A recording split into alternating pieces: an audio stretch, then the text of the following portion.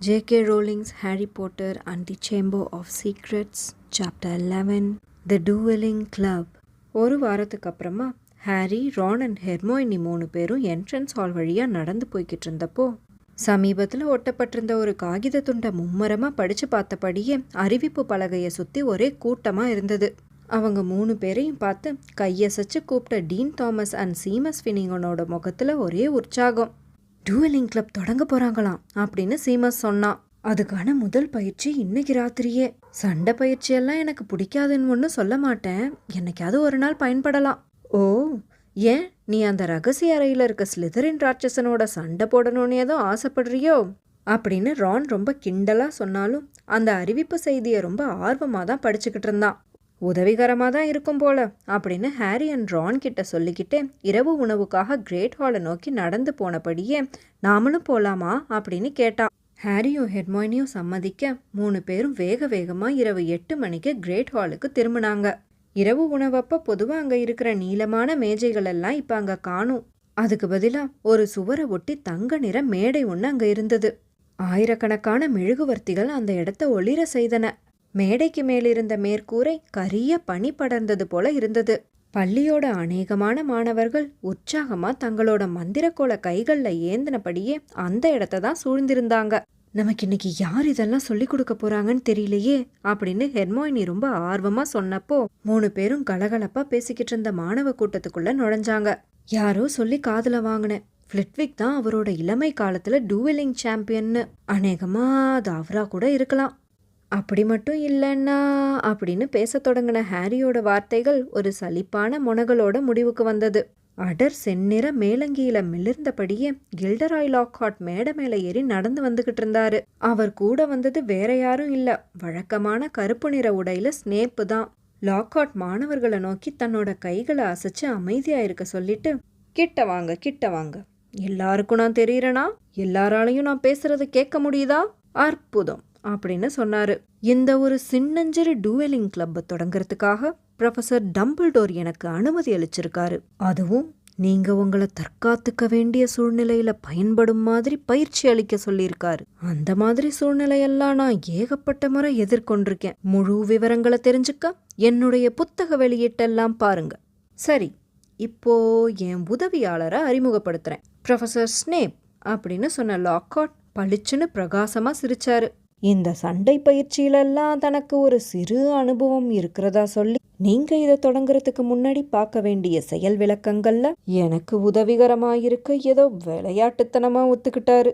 இளம் மாணவர்களே, இப்போ நீங்க எதுக்கும் கவலைப்பட வேண்டாம். இந்த செயல் விளக்கங்கள் எல்லாம் முடிஞ்சப்புறமும் உங்க போஷன் மாஸ்டர் உயிரோட தான் இருப்பாரு, யாரும் பயப்பட தேவையில்லை. 2 பேரும் ஒருத்தன் அடிச்சுக்கிட்டு செத்துட்டா கூட நல்லதுதான் இல்ல அப்படின்னு ரான் ஹாரி காதுல முணுமுணுத்தான். அவர் அப்படி சொன்னதை கேட்டு கடுப்பான ஸ்னேப்புக்கு உதடுகள் துடிச்சது.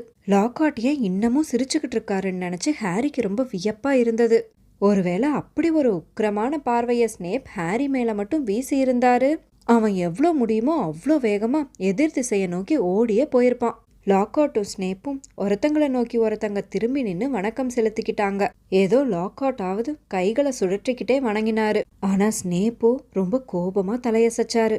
அப்புறமா 2 பேரும் தங்களோட மந்திரக்கோளை ஒரு கூரிய முனையுள்ள வாழை போல முன்பக்கம் நீட்டி உயர்த்தி பிடிச்சாங்க. எல்லாரும் கூர்ந்து கவனிங்க, இப்ப எங்களுடைய மந்திரக்கோளை சண்டைக்கு தயாரான நிலையில உயர்த்தி பிடிச்சிருக்கோம் அப்படின்னு அமைதியா நின்னுக்கிட்டு இருந்த மாணவர்களை நோக்கி லாக்ஹார்ட் சொன்னாரு. 3 எண்ணி முடிச்சதும் நாங்க முதல் மந்திரத்தை செயல்படுத்த போறோம். அப்புறம் நிச்சயமா எங்க 2 பேருக்கும் ஒருத்தங்க கொல்றது நோக்கம் கிடையாது. எனக்கு என்னவோ அதுல நம்பிக்கை இல்லை அப்படின்னு ஹாரி முணுமுணுத்தபடியே வஞ்சகம் நிரம்பிய முகபாவத்தோட பல்ல காட்டி நின்னுக்கிட்டு இருந்த ஸ்னேப்பை பார்த்துக்கிட்டு இருந்தான். 1 2 3. 2 பேரும் தங்களுடைய மந்திரக்கோளை தலைக்கு மேல உயர்த்தி கைகளை பின்னோக்கி இழுத்தாங்க.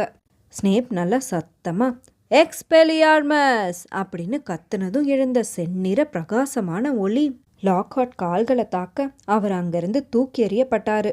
மேடையிலேயே பின்னோக்கி பறந்து போய் சுவர்ல மோதி சறுக்கிக்கிட்டே தரையில சாஞ்சாரு. மால்ஃபாயும் மற்ற ஸ்லிதரின்ஸும் உற்சாக கூச்சலிட்டாங்க.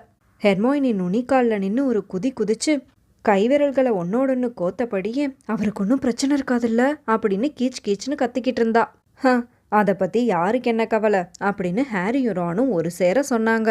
லாக்ஹார்ட் ஒரு வழியாக சமாளித்து தட்டு தடுமாறி எழுந்து நின்னாரு. அவருடைய தலையில் அணிஞ்சிருந்த குல்லா கீழே விழுந்துடுச்சு. அலையலையான அவருடைய கூந்தல் குத்திட்டு நின்றுச்சு. நல்லது, இது உங்களோட முறை போல அப்படின்னு சொன்னபடியே தள்ளாடி தள்ளாடி மறுபடியும் மேடை மேலே ஏறி வந்தாரு. இப்போ நீங்க பார்த்தீங்கன்னா அது ஒரு நிராயுதபாணியாக்கும் மந்திரம். நான் என்னுடைய மந்திரக்கோளை இழந்துட்டேன். ஹா, தேங்க்யூ மிஸ் ப்ரவுன். ஆமாம், இந்த மந்திரத்தை இவங்களுக்கு விளக்கி காட்டுனது ஒரு சிறந்த யோசனை ப்ரொஃபஸர் ஸ்னேப். ஆனால் நீங்கள் தப்பாக நினைக்கலன்னா நான் ஒரு விஷயத்த சொல்லிக்கிறேன். நீங்கள் என்ன செய்ய போறீங்கன்னு எனக்கு ரொம்ப வெளிப்படையாகவே தெரிஞ்சது. நான் மட்டும் உங்களை தடுக்க நினச்சிருந்தா அதை ரொம்ப சுலபமாகவே செஞ்சு முடிச்சிருப்பேன். இருந்தாலும் இந்த மந்திரத்தோட செயல்பாடை இவங்க அத்தனை பேரும் கண்கூடாக பார்க்கட்டுமே நான் நினச்சதால தான் அமைதியாக இருந்துட்டேன். ஸ்னேப்போட முகத்தில் கொலைவெறி தாண்டவமாடிச்சு. அநேகமாக அவரோட அந்த முகபாவத்தை லாக்ஹார்ட்டும் கவனிச்சிருக்கணும். ஏன்னா அதனால தான் அப்படி சொல்லியிருக்கணும். சரி, இந்த செய்முறை விளக்கமெல்லாம் போதும். நான் இப்போ உங்ககிட்ட வந்து உங்கள் எல்லாரையும் ஜோடி ஜோடியாக பிரிக்க போகிறேன். ப்ரொஃபஸர் ஸ்னேப், உங்களால் எனக்கு உதவ முடியுமா?